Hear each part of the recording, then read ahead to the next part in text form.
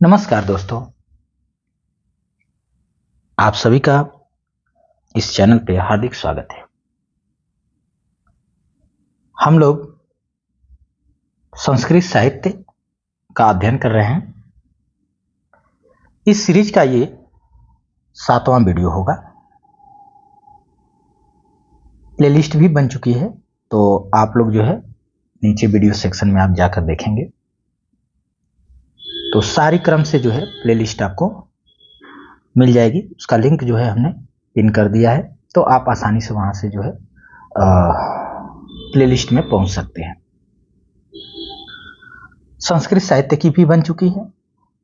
आज हम इस वीडियो में राजशेखर को देखेंगे। पिछली वीडियो हम लोग महाकवि भास के ऊपर देखें और इस वीडियो को हम लोग राजशेखर को देखेंगे। इस वीडियो में राजशेखर को देखेंगे। राजशेखर, तो चलिए देर न करते हुए हम लोग वीडियो को स्टार्ट करते हैं। कवि राजशेखर ये कवि भी हैं, नाटककार भी हैं और आलोचक भी हैं। ये चीजें आप ध्यान रखेंगे। राजशेखर जो है, इनका समय 10वीं शताब्दी बताया जाता है और ये कवि के साथ साथ नाटककार भी हैं और इसके साथ साथ आलोचक भी हैं, यानी काव्य शास्त्राज्ञ भी हैं। ठीक है।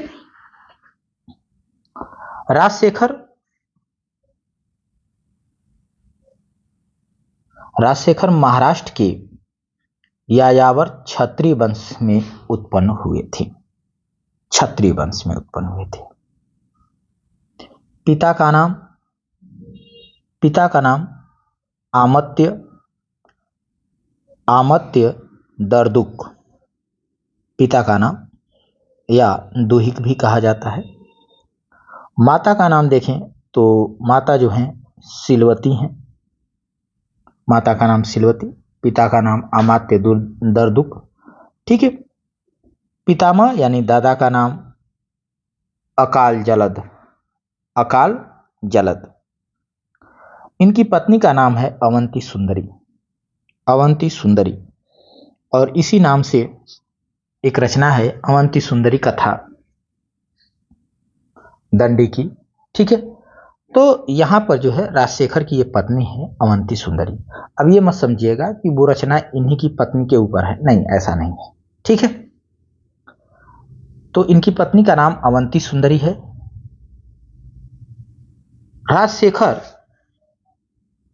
राजशेखर शैव थे, शैव धर्म को मानने वाले, यानी शैव थे। ठीक है।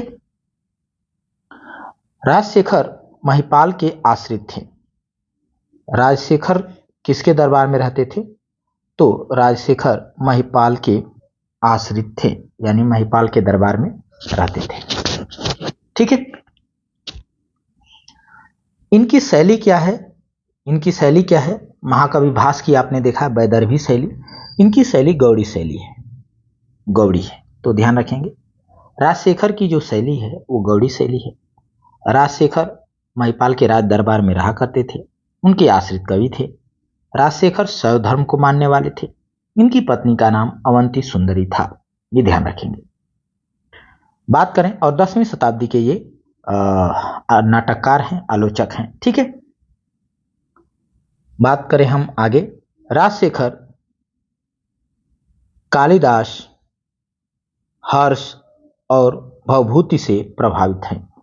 प्रश्न ये बन सकता है कि राजशेखर किससे प्रभावित हैं? तो राजशेखर कालिदास से, हर्ष से और भवभूति से प्रभावित हैं। ये पॉइंट आपको ध्यान रखना है। ठीक है, कि राजशेखर पर प्रभाव पड़ा है कालिदास का, भवभूति का और हर्ष का। इनकी रचना की बात करें तो इन्होंने 4 नाटक लिखे हैं। 4 नाटक, राजशेखर ने 4 नाटक लिखे हैं। ठीक है। राजशेखर के 4 नाटक हैं। चलिए क्रम से देखते हैं कौन सा नाटक है, क्या नाटक है। ठीक है। इसके अंतर्गत क्या लिखा गया है, ये सारी चीजें हम देखेंगे क्रम से। ठीक है। चलिए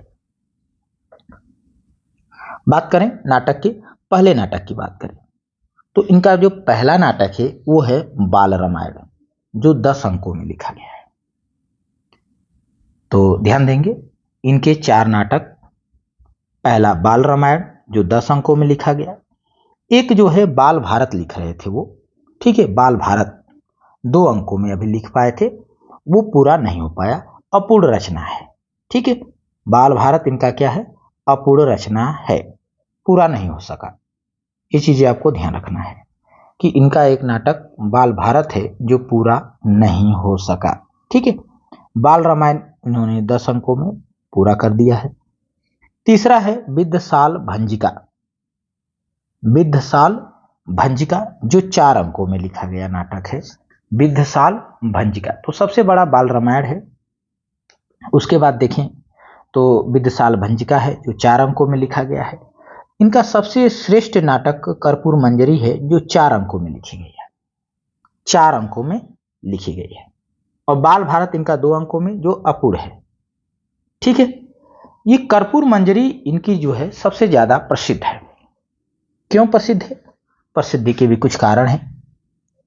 कर्पूर मंजरी जो है इन्होंने अपनी पत्नी को खुश करने के लिए लिखा था, ठीक है, पत्नी को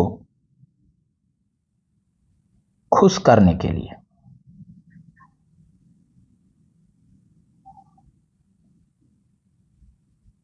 ठीक है, खुश करने के लिए लिखा। ये कर्पूर मंजरी जो है राजशेखर की सर्वोत्कृष्ट रचना है। क्या है? सर्वोत्कृष्ट रचना है। अगर प्रश्न बने कि राजशेखर की सर्वोत्कृष्ट रचना कौन सी है तो कर्पूर मंजरी है, ठीक है।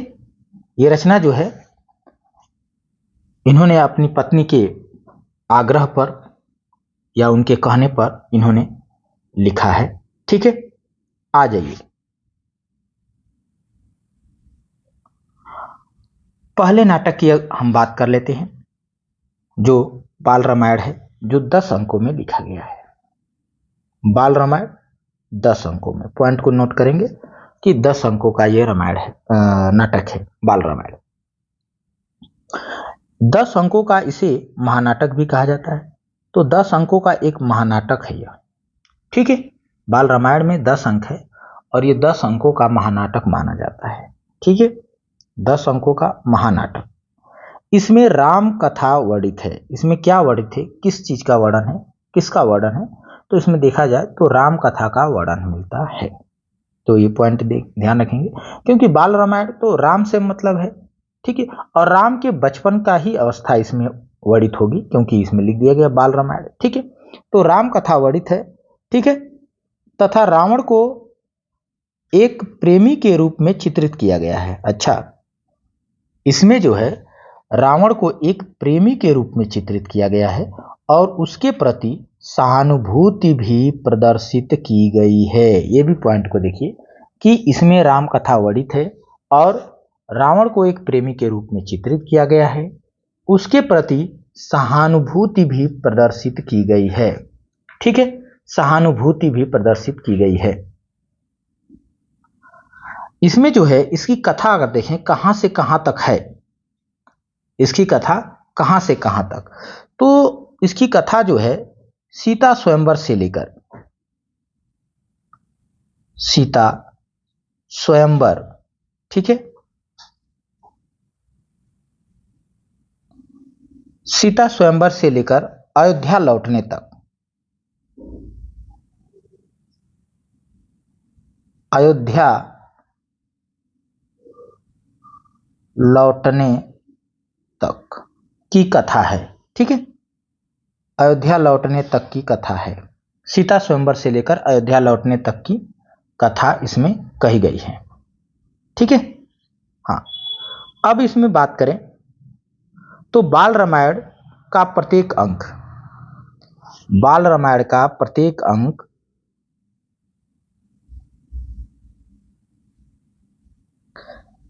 बाल रामायण का प्रत्येक अंक एक नाटिका के बराबर है, एक छोटी नाटिका के एक एक अंक इसका बड़ा है, ठीक है ना, बड़ा नाटक है। तो वही कह रहे हैं कि एक अंक एक नाटिका के बराबर है।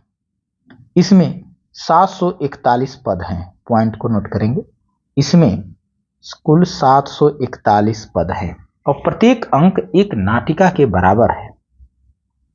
तो अगर देखा जाए तो 10 अंक है तो इसमें 10 नाटिका हो जाएंगी, ठीक है।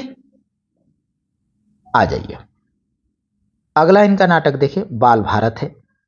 अगला जो इनका नाटक है वो है बाल भारत। बाल भारत या प्रचंड पांडव, बाल भारत या प्रचंड, ये महाभारत पे आधारित है। बाल भारत महाभारत पे आधारित है। 2 अंकों में ही लिखा गया, ये अपूर्ण रह गई, अधूरी कृति है, ठीक है। ये कैसी कृति है? अधूरी कृति है। तो प्रश्न ये बन सकता है कि इसकी कथा क्या है, तो इसे आप लिख सकते हैं महाभारत की कथा पर आधारित। यह को हटाइए, बस लिखिए महाभारत की कथानक पर आधारित। महाभारत की कथानक पर आधारित।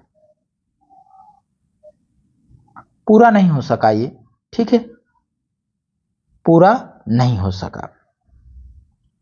इसकी विशेषता क्या है? इसमें द्रौपदी स्वयंवर और द्रौपदी चीरहरण की घटनाएं वर्णित हैं। द्रौपदी स्वयंवर रचा गया है, उसका वर्णन है, ठीक है। और युधिष्ठिर कैसे पारसा खेलते हैं, कैसे हार जाते हैं, उनका सब क्रीड़ा है वो, उसका वर्णन है। उसके बाद द्रौपदी का चीरहरण होता है, वो भी घटना इसमें वर्णित की गई है, ठीक है।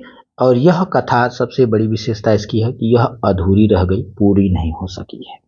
बाल भारत पूरा नहीं हो सका, ठीक है। आ जाइए कुछ अगला तीसरा नाटक है विद्यशाल भंजिका, जो 4 अंकों में लिखा गया है। प्रश्न बन सकता है विद्यशाल भंजिका कितने अंकों में लिखा गया है? 4 अंकों में। यह अगर शास्त्रीय दृष्टि से देखा जाए तो यह एक नाटिका है। शास्त्रीय दृष्टि से देखा जाए तो यह क्या है? नाटिका है। इसमें राजकीय प्रणय क्रीड़ा वर्णित है। इसमें जो है राजकीय प्रणय क्रीड़ा वर्णित है, ठीक है, विद्यशाल भंजिका में। अर्थात इसमें जो नायक है, नायक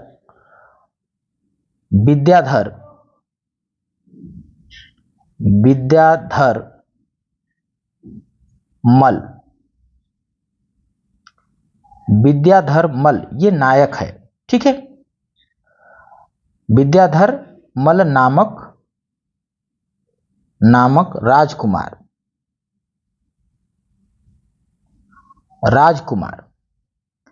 और ये नायक हो गया, ठीक है। और नायिका का नाम है मृगा काकली, नहीं काकली नहीं, कावली, हाँ, मृगांग कावली ये नाम है।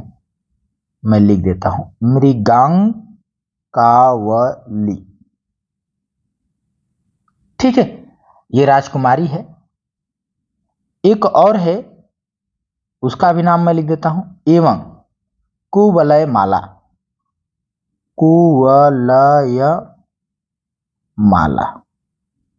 ठीक है।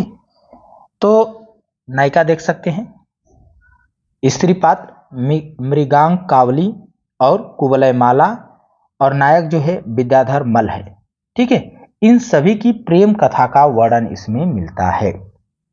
ये दोनों राजकुमारियां हैं, ठीक है, ये राजकुमार और दोनों राजकुमारियां, इनका जो है प्रेम कथा वर्णित है, ठीक है। प्रेम कथा का वर्णन मिलता है किसमें? विद्यशाल भंजिका में। तो ये चीजें आपको देखना है। आगे बढ़ें, इसको मैं अब हटा देता हूं, चलिए इसे नोट कर लीजिएगा। आ जाइए 4 नंबर पे आते हैं, कर्पूर मंजरी। बात हम कर ले कर्पूर मंजरी की। तो इसको हमने बता दिया कि ये जो है अपनी पत्नी के कहने पर उन्होंने इसका रचना किया है। यह 4 अंकों का षट्टक नामक रूपक है। ठीक है, 4 अंकों का है, षट्टक नाम से भी जाना जाता है। षट्टक की भाषा प्राकृत भाषा होती है, यानी ये प्राकृत भाषा में लिखी गई है। इसकी रचना जो है, भाषा की अगर मैं बात करूं, भाषा की बात करूं तो प्राकृत है। और जो रचनाएं प्राकृत में लिखी जाती है, ठीक है ना, प्राकृत में लिखी होने के कारण इसे षट्टक कहा गया। ठीक है ना, ऐसा नहीं है कि प्राकृत में केवल षट्टक ही लिखा जाता है, मतलब षट्टक की बात करें तो षट्टक प्राकृत में ही लिखा जाता है, उस समय का प्रचलन था। तो इसकी भाषा प्राकृत है और ये षट्टक, ठीक है,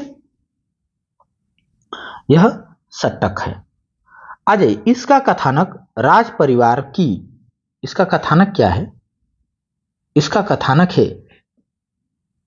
राज परिवार की प्रणय कीड़ा से संबंध है। राज परिवार की प्रणय कीड़ा, ठीक है, राज परिवार का प्रणय कीड़ा से संबंधित यह नाटक है। यह नाटक राजशेखर की प्रसिद्धि का कारण भी है। ये पॉइंट को देखेंगे, राजशेखर की प्रसिद्धि का कारण यही नाटक है, कर्पूर मंजरी। हमने बताया था कि यह इनकी सर्वोत्कृष्ट रचना है।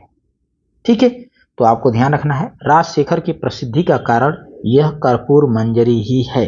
इसी की वजह से राजशेखर को प्रसिद्धि मिली। राजशेखर के 2 नाटक और माने जाते हैं, 2 और नाटक माने जाते हैं। ठीक है, कौन कौन?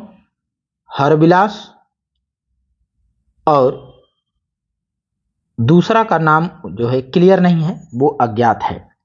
ठीक है, तो एक ही नाम दिखाई देता है, यानी 2 नाटक और माने जाते हैं। एक का तो नाटक ही नहीं पता, नाम ही नहीं पता क्या है, और एक का जो है नाम पता है, हरविलास। राजशेखर की अंतिम तथा सुप्रसिद्ध एक रचना है, काव्य शास्त्रीय रचना, जिसको काव्य मीमांसा, क्योंकि हमने बताया ये आलोचक भी हैं, यानी शास्त्रज्ञ भी हैं। तो राजशेखर ने अंतिम में, यानी अंत में, एक शास्त्रीय ग्रंथ लिखा जिसका नाम काव्य मीमांसा है। काव्य मीमांसा है। यह देखा जाए तो अलंकार शास्त्र से संबंधित है। किससे संबंधित है?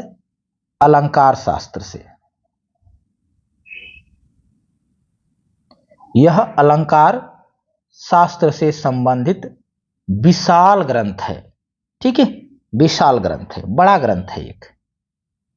तो ये चीजें आपको ध्यान रखना है। काव्य मीमांसा राजशेखर का एक अलंकार संबंधित ग्रंथ है, जो एक बड़ा ग्रंथ है, विशालकाय ग्रंथ है। ठीक है, तो काव्य शास्त्रीय ग्रंथ की रचना भी इन्होंने की है। ये भी पॉइंट हो गया। अब इनसे संबंधित जो प्रश्नोत्तरी बनने वाली है उसे हम लोग देख लेते हैं। चलिए, ज्यादा नहीं होंगे, हमको लग रहा है कि 10 प्रश्न के आसपास होंगे। ठीक है, तो चलिए, एक प्रश्न बना है, एक प्रश्न आपको दिखाई दे रहा है, तो इसका आंसर करते हैं हम लोग। राजशेखर की निम्नलिखित रचनाओं में से कौन सी रचना अधूरी है? कौन सी रचना अधूरी है? यह पीजीटी 2005 में पूछा गया प्रश्न है। कब पूछा गया है? पीजीटी 2005 में पूछा है, आप देख सकते हैं। यहां दिया है बाल रामायण, काव्य मीमांसा, कर्पूर मंजरी, विद्यशाल भंजिका। अब देखिए, यह प्रश्न यफ हो गया होगा। ठीक है, क्यों? क्योंकि राजशेखर की जो रचना अधूरी है उसका नाम बाल भारत है। क्या नाम है? बाल भारत। ठीक है, तो ये मिस्टेक हो गया था आयोग के द्वारा। चयन आयोग ने जब प्रश्न बनाया तो ये मिस्टेक हो गया, ये प्रश्न यफ बना। ठीक है, यफ बना था। तो यहां होना क्या चाहिए? यहां होना चाहिए था बाल भारत। ठीक है, बाल भारत। आ जाइए, क्वेश्चन नंबर 2 की मैं बात कर लूं। काव्य मीमांसा के रचनाकार हैं, ये प्रश्न बना है। काव्य मीमांसा के रचनाकार, हमने बताया अलंकार संबंधित ग्रंथ है। ये किसके द्वारा लिखा गया है? किसके द्वारा लिखा गया? तो राजशेखर के द्वारा लिखा गया है। ठीक है, एक विशालकाय ग्रंथ माना जाता है। चलिए, 3 नंबर का देखिए।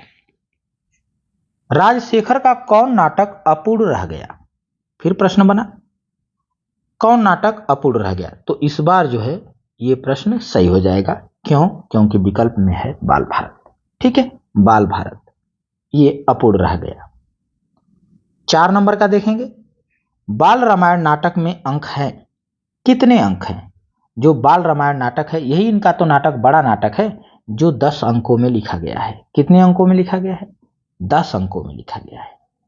राजशेखर की किस नाटक में द्रौपदी चीरहरण की घटनाएं वर्णित हैं? अब देखिए, राजशेखर की किस नाटक में द्रौपदी चीरहरण की घटनाएं वर्णित हैं? 5वां प्रश्न है। 5वां का इधर विकल्प मिलेगा। ठीक है, इधर विकल्प मिलेगा 5वां का। चलिए, तो यहां हम लोग आंसर करते हैं। कौन सा आंसर बनेगा?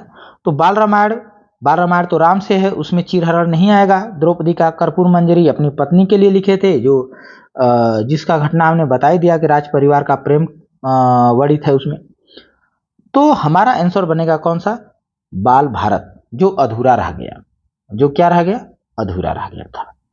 छठा आंसर देखें, छठे प्रश्न का, इनमें से कौन सा नाटक में, किस नाटक में रामायण की कथा का वर्णन है? रामायण की कथा का वर्णन है। कौन सा आंसर लगाएंगे? तो आंसर आप लगाएंगे बाल रामायण। कौन सा लगाएंगे? बाल रामायण में राम कथा वर्णित है। 7वां में देखें, राजशेखर ने कुल कितने नाटक लिखे? प्रश्न बना है कि राजशेखर ने कुल कितने नाटक लिखे हैं? तो 4 नाटक। कितने नाटक लिखे हैं? तो आंसर आप करेंगे 4 नाटक। 8वां प्रश्न की ओर आते हैं। 8वां प्रश्न है आपकी स्क्रीन पे कि राजशेखर की काव्य शास्त्रीय रचना कौन सी है? तो राजशेखर का देखा जाए तो काव्य शास्त्रीय रचना कौन सी है? बाल भारत, काव्य मीमांसा, बाल रामायण, सभी गलत। तो हम क्या लगाएंगे? क्या लगाएंगे 8 के लिए? सभी गलत लगा देंगे। काव्य मीमांसा, हाँ काव्य मीमांसा लगाइए। ये तो अलंकार संबंधी ग्रंथ है। ठीक है, अलंकार संबंधी ग्रंथ है। तो शास्त्रीय ग्रंथ की अगर हम बात करें तो इनका बी विकल्प हो जाएगा। ठीक है, चलिए, और एक कर्पूर मंजरी इनका है। कर्पूर मंजरी इनको प्रसिद्धि दिलाई है। ठीक है, अब आ जाइए, यहां पर आपको दिख रहा है क्वेश्चन नंबर 9। क्वेश्चन नंबर 9, इसमें पूछा गया है राजशेखर की प्रसिद्धि का, लो ये प्रश्न आ गया, वही प्रश्न आ गया, प्रसिद्धि का कारण कौन सा नाटक है? कर्पूर मंजरी। इसी की वजह से इनको प्रसिद्धि मिली। क्वेश्चन नंबर 10 की ओर आ जाते हैं, ये अंतिम प्रश्न है इसका। ठीक है, क्वेश्चन नंबर 10 क्या है? कर्पूर मंजरी के रचयिता का नाम बताइए। कर्पूर मंजरी के रचयिता का नाम बताइए। तो आपका आंसर बनेगा राजशेखर। ठीक है, इसी की वजह से इन्हें प्रसिद्धि मिली थी। चलिए, तो इस वीडियो में इतना ही, मिलेंगे अगले वीडियो में। अगले वीडियो में हम लोग दंडी को देखेंगे। ठीक है, दंडी जिनके बहुत सारे नाटक भी हैं और शास्त्रज्ञ भी रहे हैं। ठीक है, तो उनके बारे में हम लोग अगले वीडियो में देखेंगे। इस वीडियो में इतना ही। यदि आप लोगों को वीडियो पसंद आता है तो आप लोग लाइक शेयर जरूर किया करिए, और सुझाव जो भी हो तो कमेंट में जरूर लिख दिया करिए। और वीडियो के जितने भी लिंक हैं, ठीक है, या प्लेलिस्ट के लिंक है, वीडियो के लिंक तो नहीं, प्लेलिस्ट की जितने भी लिंक हैं, जितने भी हमारे पास प्लेलिस्ट है जो चल रही हैं, ठीक है, चाहे संस्कृत साहित्य की हो, चाहे व्याकरण की हो, चाहे मिश्रित आपको जो प्रैक्टिस 10 बजे होती है उसकी हो, चाहे चैप्टर वाइज प्रैक्टिस हो रही हो उसकी हो, इन सभी का जो प्लेलिस्ट बना दिया गया है उसका लिंक जो है आपको वीडियो के नीचे सेक्शन बॉक्स जो दिया गया है वहां पर आपको जो है पिन कर दिया गया है। तो उसे जैसे ओपन करेंगे वहां पर आपको जो है प्लेलिस्ट के लिंक मिल जाएंगे। ठीक है, तो वहां जाकर के आप लोग देख सकते हैं। तो चलिए, वीडियो के अंत तक आप लोग बने रहें, इसके लिए आप सभी का बहुत बहुत धन्यवाद। मिलते हैं अगले वीडियो में।